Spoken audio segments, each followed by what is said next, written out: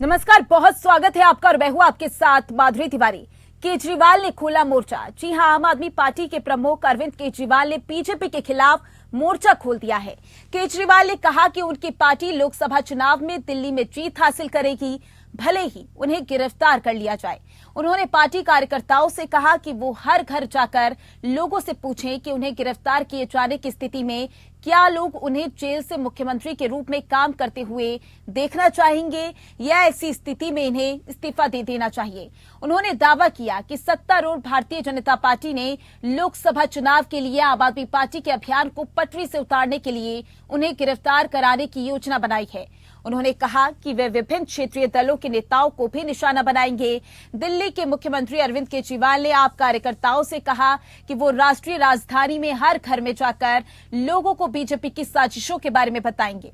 उन्होंने पार्टी कार्यकर्ताओं से ये सुनिश्चित करने के लिए भी कहा कि 2024 के लोकसभा चुनाव में भाजपा को यहां एक भी सीट न मिले। सीएम अरविंद केजरीवाल ने यहां पार्टी के कार्यकर्ता सम्मेलन को संबोधित करते हुए कहा, भले ही उन्हें गिरफ्तार कर लिया जाए, आम आदमी पार्टी दिल्ली में जीत हासिल करेगी। उन्होंने कहा, मुझे मुख्यमंत्री पद की कोई लालसा नहीं है।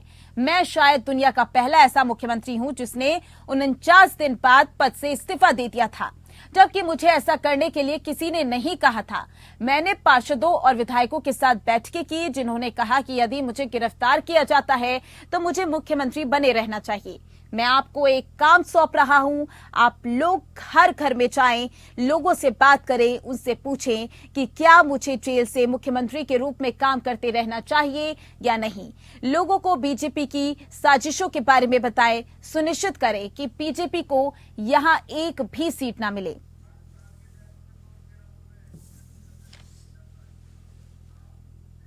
तो सीधा आपको लेकर चलेंगे राजस्थान, जहां पर कांग्रेस नेता पवन खेड़ा क्या कुछ कह रहे हैं, आपको सुनवाते हैं।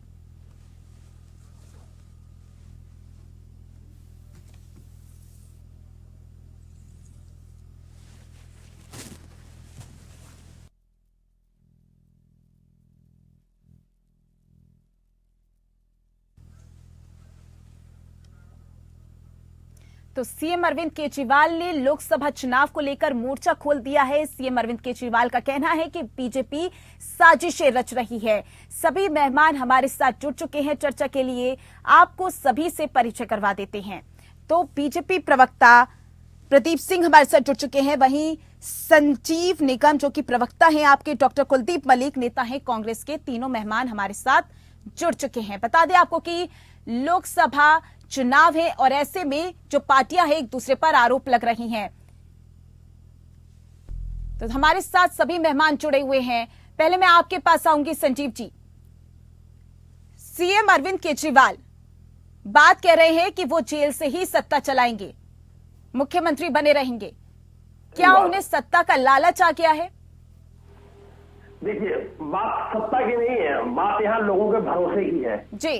वो कह रहे हैं जिन लोगों ने दिल्ली के उनको चुन करके भेजा है कि आप हमारे लिए अच्छे कानून बनाइए, हमारे लिए अच्छी से व्यवस्था संभालिए, तो ये उन लोगों के प्रति अन्याय होगा अगर उनसे बिना सलाह मशवरे के कुछ भी ऐसा काम वो करते हैं, क्योंकि वो उन लोगों ने उन्हें बिठाया है, दिल्ली के लोगों ने बिठाया है चुन करके। तो एक बारी उनसे जरूर बनता है कि हम सलाह मशवरा कर ले, जैसा वो सब बोलेंगे उस तरीके से एक निर्णय लिया जाएगा। दिल्ली के विधायकों से सलाह मशवरा होगा ही, सारे विधायकों ने कहा नहीं, आपको इस्तीफा देने की आवश्यकता नहीं है। दिल्ली के चुने हुए पार्षदों से बातचीत हो गई है, उन्होंने कहा नहीं जी, कोई जरूरत नहीं है आपको जो है इस्तीफा देने की, अगर कोई ऐसी नौबत आती है तो। तीनों मेहमान हमारे साथ जुड़े हुए हैं, बीजेपी नेता भी हमारे साथ जुड़े हुए हैं। प्रदीप सिंह जी, पहले आपके पास अब मैं आऊंगी, क्योंकि जिस तरीके से आम आदमी पार्टी अब लगातार आरोप लगा रही है बीजेपी पर कि साजिशें रच रही है, ये आरोप कितने सही हैं? बात समझने वाली है कि इनको सुप्रीम कोर्ट से राहत नहीं मिली, इनके कारनामे अब आ रहे हैं, धीरे धीरे आ रहे हैं। कि कुछ गलत होता है तो उसका जब बाहर निकलना शुरू होता है तो समय लगता है। सरकारी संस्थाएं हैं, वो अपने प्रोटोकॉल से काम करती हैं। अब जब दरवाजे पे बारात आ गई तो इनकी जो छटपटाहट बढ़ गई है। इसमें कोई नई बात नहीं है, ये आरोप लगाते ही पैदाइशी आरोपी हैं ये। इनका जो है आंदोलन से इनकी शुरुआत हुई और आंदोलन में केवल आरोप लगाने के अलावा कुछ नहीं किया।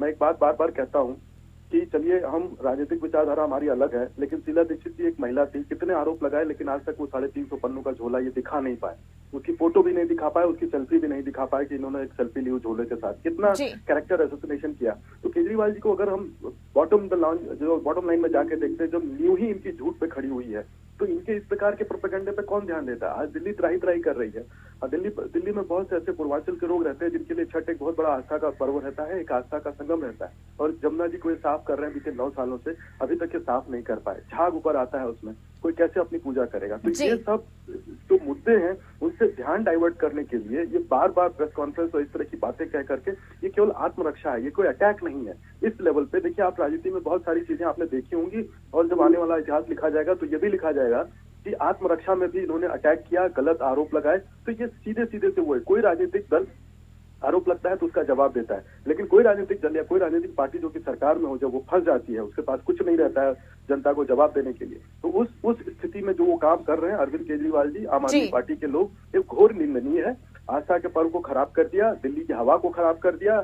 आप पुराने और नए रिकॉर्ड उठा के देख लीजिए, जब इनकी पंजाब में सरकार नहीं थी तब ये क्या कहते थे और अब ये क्या कहते हैं। और ये बार बार है, ये रिपीट, इतने स्किल्ड हो गए। देखिए क्या होता है, repetition is the mother of skill. कोई चीज बार बार करिए, आप उसमें स्किलफुल हो जाएंगे। अरविंद केजरीवाल जी झूठ बोलने में इतने ज्यादा स्किलफुल हो चुके हैं, इतने ज्यादा हो चुके हैं कि मुद्दे को भटकाने का प्रयास करते हैं, लेकिन अब दिल्ली की जनता और पूरे देश की जनता ये समझ चुकी है अच्छी प्रकार से कि इनकी अब ये दाल गलने वाली नहीं है। अब इनका जो है पूरा चिट्ठा खुल चुका है, जनता जान चुकी है। हमें तो बताने की जरूरत ही नहीं है, या किसी दूसरे विपक्षी दल को बताने की जरूरत नहीं है। आप लोगों के माध्यम से, मीडिया के माध्यम से जब जनता को पता लगता है और जब जनता खुद उसको भुगत रही है तो सबको पता लग जाता है। ऑड इवन, जब सुप्रीम कोर्ट ने इस बात पर दिया, ऑड इवन से क्या फायदा मिला, केवल ध्यान भटकाने का ये चरित्र है और कुछ नहीं। ठीक है, कुलदीप जी भी हमारे साथ बने हुए हैं। कुलदीप जी, क्योंकि इंडिया गठबंधन है, आम आदमी पार्टी भी है, उसमें आम आदमी पार्टी पर लगातार आरोप लग रहे हैं, भ्रष्टाचार के एक करके नेता जेल जा रहे हैं। आपको नहीं लगता है कि लोकसभा चुनाव में कांग्रेस को इसका नुकसान उठाना पड़ सकता है? हम आने वाले टाइम में क्या होगा, किसको किस बात से नुकसान उठाना पड़ेगा और किसको किस बात से फायदा उठाना पड़ेगा, ये तो आने वाला समय ही बताएगा। लेकिन हाँ, एक बात मैं पूरी गंभीरता के साथ कह सकता हूँ कि आज देश की राजनीति में इस तरीके की घटनाएं घट रही है। यहाँ पे बात केजरीवाल की नहीं है, यहाँ पे तो बात उन लोगों की है जो लोग सरकार के खिलाफ किसी न किसी रूप में आवाज उठा रहे। कहीं न कहीं उनकी आवाज को जो है दबाने की कोशिश की जा रही, जो अपने आप में बहुत ही बड़ा दुर्भाग्य है। और मैं तो बार बार अलग अलग मंचों से इस बात को कह रहा कि भाई अब तो आप ही के लोग मीन्स भारतीय जनता पार्टी के लोग ही आपके खिलाफ आवाज उठाने लग रहे। और मैं पिछले कई दिन से अलग अलग टीवी चैनल के माध्यम से ये बात कह रहा कि आपके स्टूडियो से मात्र 20 किलोमीटर दूर गाजियाबाद के लाजपत नगर के अंदर सनी चौक पे जो सामुदायिक केंद्र है, वहां पे आपके लोग आपके खिलाफ जनसंख्या नियंत्रण कानून की मांग को लेकर आमरण अनशन पर बैठे। आज 20-22 दिन उनको हो गए, लेकिन उनकी कोई सुनवाई सुनने वाला नहीं है। अपने आप में बहुत ही बड़ा दुर्भाग्य। रही बात अभी माननीय जो भाजपा के प्रवक्ता थे, बहुत बड़ी बात कह रहे थे कि भाई केजरीवाल ने धोखा करा, ये किया वो किया। भाई मैं तो आपको भी कह रहा कि आपने कौन सा जनता के साथ में कोई जनता के हित का काम करा। आप भी तो जो मुद्दे लेकर आए थे 2014 में, जिस मुद्दों को लेकर आप केंद्र की सत्ता में आए थे, और उन्हीं मुद्दों को लेकर आप 2019 में भी ज्यादा वोट लेकर दोबारा केंद्र की सत्ता में काबिज हुए। आपने कोर्ट के मुद्दे पर काम कर दिया। भाई अगर मैं एक एक मुद्दे की बात बताऊं, आप तो 100 दिन में काला धन वापस लेकर आने वाले थे, इस देश से महंगाई को खत्म करने वाले थे, भ्रष्टाचार को खत्म करने वाले थे, युवाओं को रोजगार देने वाले थे, गंगा को निर्मल एवं पवित्र करने वाले थे, इस देश में समशिक्षा व्यवस्था लाने वाले थे। आप तो राजनीति से भ्रष्टाचार को खत्म करने वाले थे। आपने कौन से मुद्दे पर काम करा? भाई आप राम के नाम पे, मंदिर के नाम पे आप जनता को बहला रहे, फुसकारे। आने वाले समय में अभी 5 राज्यों में चुनाव हो रहे, जनता आपको करारा जवाब देगी। कुलदीप जी, लेकिन ये तो आपने मन बना लिया है, सभी पार्टियों ने मन बना लिया है कि बीजेपी को हराना है, चाहे जैसे हराएं।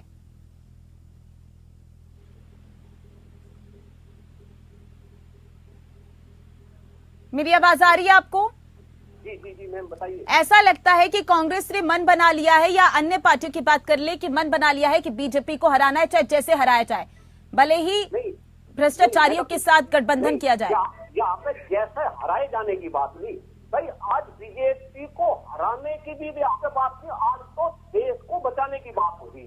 वो जितने भी विपक्ष में पार्टी है वो पूर्व से लेकर पश्चिम और उत्तर से लेकर दक्षिण तक जितने जितनी भी विपक्षी पार्टियां हैं जी। उनको इस बात का अच्छे से एहसास है कि अगर इस देश को बचाना है तो ये भाजपा वाले तो पहले ये कह रहे थे 10 साल पहले कि इस देश को कांग्रेस मुक्त बनाना, लेकिन अब सारे विपक्षी दलों ने भी ये ठान लिया और कहीं ना कहीं उनके साथ में देश की जनता 142 करोड़ लोग भी सुर ताल मिला रहे कि अगर इस देश को बचाना है तो कहीं ना कहीं देश को भारतीय जनता पार्टी मुक्त करना है।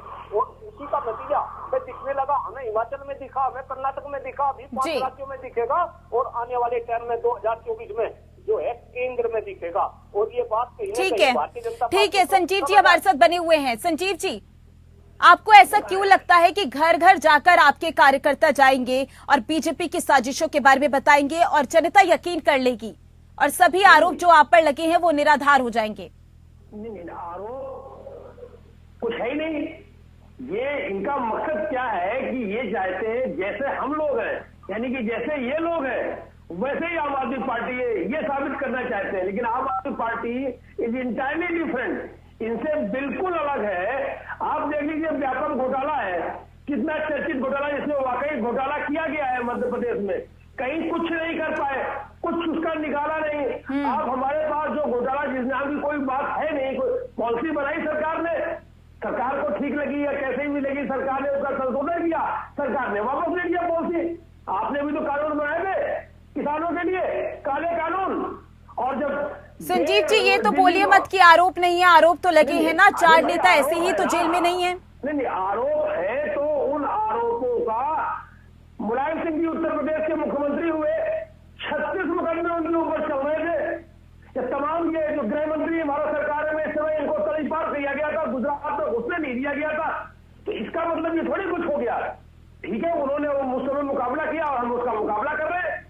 अदालतें है ना, अदालतों पर हमें भी भरोसा है, कोई बात नहीं। आपने आरोप लगाया, हम उसमें जो है समय जो लग रहा है, समय जैसे जैसे जाएगा हम उसमें पास होकर के हम बता देंगे आपको। जब कुछ है ही नहीं है उसमें कुछ होता तो निकलता ना। इतने दिन से बताइए, आप बताइए एविडेंस के नाम से क्या निकल के आया? कुछ नहीं। ठीक है, तो लोकसभा चुनाव आने वाले हैं, ऐसे में सभी पार्टियां तैयारियां कर रही हैं। दूसरी तरफ आरोप लग रहे हैं आम आदमी पार्टी पर, भ्रष्टाचार के एक एक करके नेता जेल भी पहुंच रहे हैं। लेकिन यहां इससे पहले आम आदमी पार्टी यानी सीएम अरविंद केजरीवाल ने सभी कार्यकर्ताओं को जनता के घर जाने के निर्देश दे दिए हैं। मेहमान हमारे साथ लगातार बने हुए हैं, बीजेपी प्रवक्ता भी हमारे साथ जुड़े हुए हैं, प्रदीप सिंह जी हमारे साथ लगातार बने हुए हैं। प्रदीप सिंह जी आपके पास आऊंगी, क्योंकि आम आदमी पार्टी पर तो आरोप लग रहे हैं, आप पर भी आरोप लग रहे हैं साजिश के। एक तरफ तो आप मध्य प्रदेश में दागी नेताओं को टिकट देते हैं, लेकिन ईडी सीबीआई जो काम कर रही हैं वो केवल आम आदमी पार्टी के घर पर जाकर कर रही हैं, उन्हीं को पकड़ रही हैं, उन्हीं को जेल में डाल रही हैं।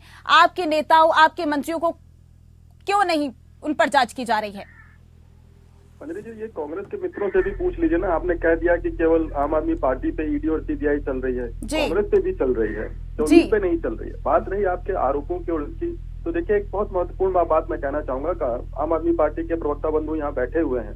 अब बताइए, इनके 4 बड़े नेता जेल में हैं और माननीय सर्वोच्च न्यायालय तक पहुंच गए अपनी न्याय की गुहार को लेकर के, और माननीय सर्वोच्च न्यायालय से भी इनको निराशा ही हाथ लगी। इसका क्या ये घटना किस बात की द्योतक है? बिना आग के धुआं थोड़ी होता है, और ये चाह रहे हैं कि बिना आग के ही धुआं हो जाए और जनता उसको मान ले, तो ऐसी बात नहीं होती है। ये जो तो सर मेरा सवाल तो वही है ना, कांग्रेस या आम आदमी पार्टी विपक्षी नेताओं के घर ही ईडी और सीबीआई जा रही है? नहीं, ऐसा नहीं है। इसको अगर तथ्यों को आप देखें तो वो अपने प्रोटोकॉल से काम कर रहे हैं। इसके जवाब में एक बात मैं और कहता हूँ कि एक समय था जब माननीय सुप्रीम कोर्ट ने सीबीआई को पिंजरे का तोता कहा था, तो वो उस समय हमारा शासन नहीं था, और उस समय जिस भी पार्टी का शासन था ये हम और आप अच्छी तरह से जानते हैं।